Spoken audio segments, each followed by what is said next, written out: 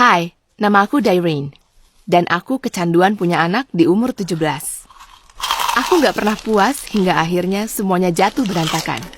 Ini semua bermula waktu aku keluar dari SMA. Aku anak 17 tahun tanpa pekerjaan dan orang tuaku kesulitan menghidupi aku dan 2 adikku. Jadi, sebagai anak paling tua, aku perlu cari cara untuk mulai menghidupi diriku sendiri. Tapi siklus kejam antara nggak punya pengalaman dan nggak ada kerjaan tanpa pengalaman membuatku putus asa. Itulah kenapa aku tergoda punya anak. Aku bertemu Joseph di agensi lowongan kerja. Dia cerewet banget. Dia bilang tentang klinik kesuburan di mana dia kerja sebagai pendonor.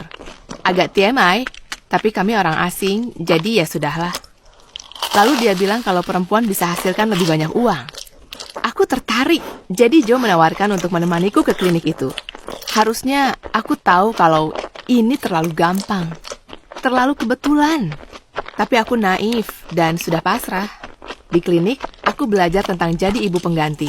Yang aku butuhkan hanya mencari orang yang mau bayar untuk operasi mahal ini dan mau aku jadi inkubator untuk calon keturunan mereka. Joe mengatur pertemuan aku dengan seorang pasangan. Dia bilang kalau pasangan lebih menyukai gadis yang punya pasangan, jadi mereka nggak seperti ditinggalkan. Tapi aku nggak punya pacar saat itu. Joe cukup baik dan menawarkan diri untuk berlaku sebagai pacarku. Jujur, aku senang karena aku mulai suka padanya. Dia sempurna, atau terlalu sempurna. Jadi, hari bertemu pasangan itu akhirnya datang. Aku mulai meragukan semua upaya ini. Aku malu dan gak banyak ngomong. Mereka hampir menyudahi pertemuannya. Tapi Joe mengambil alih. Dia tahu harus ngomong apa untuk menenangkan mereka dan apa yang mau mereka dengar. Dia ngomong hal baik tentang aku dan tentang hubungan palsu kami kalau aku jatuh cinta padanya. Beberapa bulan berlalu, dengan pemeriksaan ekstensif, minum suplemen dan vitamin, dan badanku akhirnya siap. Joe berada di sisiku selama ini. Yang tersisa hanyalah menyampaikan berita ini ke orang tuaku. Aku nggak berani, jadi aku bilang aku mau pindah kota untuk belajar. Mereka sangat senang dan bangga padaku. Mereka nggak pernah tanya aku mau belajar apa. Sepolos itu orang tuaku. Semua berjalan lancar. Aku nggak kebayang gimana semua ini bakal berakhir. Anyway, sekarang aku butuh tempat tinggal. Sekali lagi, Joe menemukan rumah yang nyaman untuk kami di pinggir kota dengan biaya terjangkau. Nggak pernah ada orang yang mengurusku sebaik dia. Aku tanya Joe kenapa dia membantuku. Dia kaget sesaat dan mengaku kalau dia mencintaiku. Jadi, di sanalah aku, hamil dan tinggal di rumah berpagar putih dengan pacarku.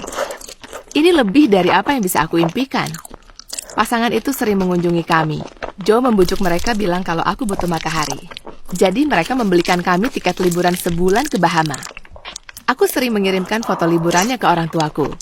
Sebelumnya, aku belum pernah keluar kota. Dan sekarang, aku minum Virgin Mojito di pantai dengan pria yang aku cintai. Aku suka kasih sayang dan uang yang kami dapat dari pasangan itu. Tapi, kadang aku membayangkan ini bayi kami. Aku pikir kami bisa begitu selamanya. Tapi, nggak lama kemudian, semua jadi hancur. Ya, kami melakukan itu 5 kali lagi. Operasi, liburan, kompensasi. Joe mengurus finansialnya dan aku melahirkan bayi-bayinya. Tapi setelah aku memberikan bayinya, aku merasa semakin hampa dan depresi. Tapi Joe ada di sana untuk mendukung dan membantuku untuk lanjut terus. Setelah kelahiran ke-6, aku tanya Joe apa mungkin ini waktunya kami punya anak sendiri. Dia berhenti selama 5 menit.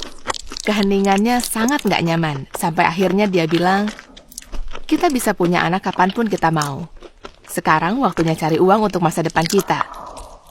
Jadi seharusnya kita ulang ini lagi dan lagi. Tapi nggak ada yang bisa prediksi apa yang terjadi selanjutnya.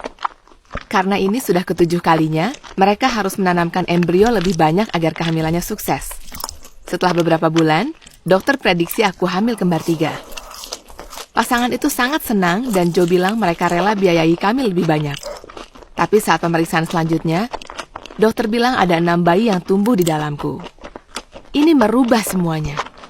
Dokter bilang dia khawatir untuk bayinya, karena mereka bisa kurang gizi dan punya masalah kesehatan, dan bisa terjadi komplikasi. Sikap pasangan itu juga berubah dalam sekejap. Mereka hanya memberikan uang sesuai yang disetujui sebelum operasi. Mereka berhenti mengunjungiku, dan liburan bukanlah pertanyaan. Selain itu, Joe menghilang. Tuan rumah kami bilang aku harus pindah rumah karena aku belum bayar penuh untuk biaya sewanya. Ternyata pasangan itulah yang membayar kontrakan kami, dan Joe hanya mengumpulkan uang yang dia dapat dariku. Dan lagi, semua pasangan memutuskan kontak denganku karena Joe terus meminta uang dari mereka atas namaku, terus-menerus. Sekarang, aku harus kembali ke orang tuaku, tanpa ijazah, dalam keadaan sangat-sangat hamil. Mereka menerimaku tanpa memarahiku, namun mereka tidak mengerti gimana aku bisa menyerahkan bayi-bayiku. Masa hamilku sudah mencapai akhir dan aku harus dirawat di rumah sakit. Jadi aku dan ibuku beli keperluan di farmasi.